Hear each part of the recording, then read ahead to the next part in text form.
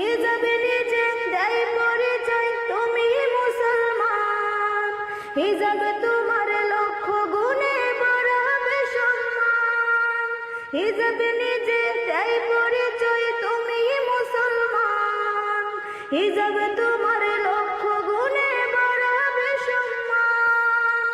এখান থেকে নাও কিনে পথ জান্নাতে যাওয়ার, কপালে শুধু সিজদা করে আল্লাহ তাআলার, কপালে শুধু সিজদা করে আল্লাহ তাআলার।